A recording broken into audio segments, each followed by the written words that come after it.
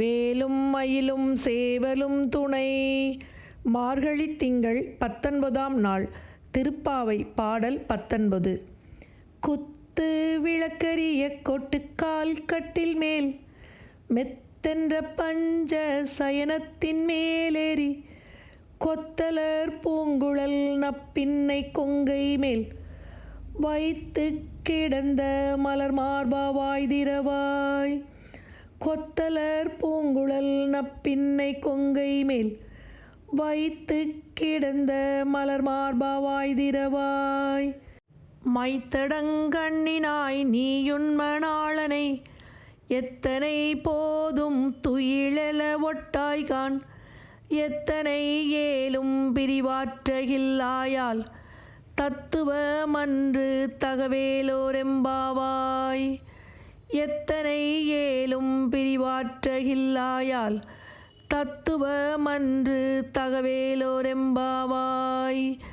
தத்துவமன்று தகவேலோரெம்பாவாய்.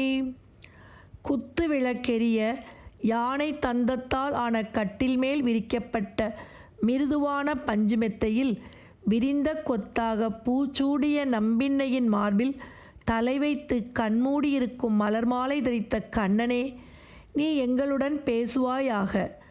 My பூசிய கண்களை உடைய நப்பின்னையே, நீ உன் கணவனாகிய கண்ணனை எவ்வளவு நேரமானாலும் தூக்கத்திலிருந்து எழுப்புவதில்லை. காரணம், கன நேரம் கூட அவனை பிரிந்திருக்கும் சக்தியை இழந்துவிட்டாய். இப்படி செய்வது உன் சுபாவத்திற்கு தகுதியாகுமா? உடனே எழுந்திருக்கச் செய்.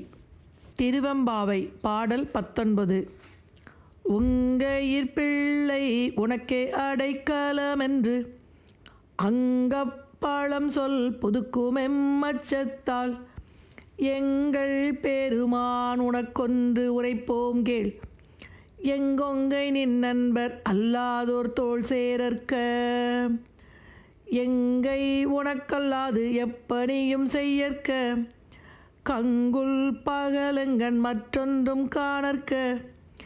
எங்கை உனக்கல்லாது எப்பணியும் செய்யற்க. கங்குல் பகலென் மற்றொன்றும் காணற்க. இங்கிப்பரிசே எமக்கெங்கோ நல்குதியேல். எங்கெழிலன் ஞாயிறு எமக்கேலோரெம்பாவாய்.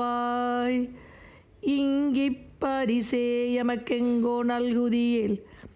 எங்களிலன் ஞாயிறு எமக்கேலோரெம்பாவாய். எங்களிலன் ஞாயிறு எமக்கேலோரெம்பாவாய். உன்னிடம் கொடுக்கப்படும் என் மகள் உனக்கு மட்டுமே சொந்தமானவள் என்று ஒரு தந்தை தன் மகளை ஒருவரிடம் திருமணம் செய்து கொடுக்கும்போது சொல்லும் பழமொழி இருக்கிறது. அதைப்போல எங்களை திருமணம் செய்வோர் எப்படி இருக்க வேண்டும் என்று உன்னிடம் கேட்கும் உரிமையுடன் விண்ணப்பிக்கிறோம். எங்களை தழுவுவோர் உன் பக்தர்களாக மட்டுமே இருக்க வேண்டும். எங்கள் கைகள் உனக்கு மட்டுமே பணி செய்வதற்கு அவர்கள் அனுமதிக்க வேண்டும். எங்கள் பார்வையில் உனக்கு பணி செய்பவர்கள் மட்டுமே தெரிய வேண்டும். பிற தீமைகள் எதுவும் பார்வையில் படவே கூடாது. இப்படி ஒரு பரிசை எம்பெருமானான நீ எங்களுக்கு தருவாயானால் சூரியன் எங்கே உதித்தால் எங்களுக்கென்ன? அக்காலத்தில் பெண்கள் எத்தகைய மணவாளன் தங்களுக்கு அமைய வேண்டும் என்று கேட்கும் உரிமை இருந்திருக்கின்றது. அதனால்தான் ஒரு பக்தன் தங்களுக்கு கணவனாக வேண்டும் என்று இறைவனிடம் கேட்கின்றார்கள்.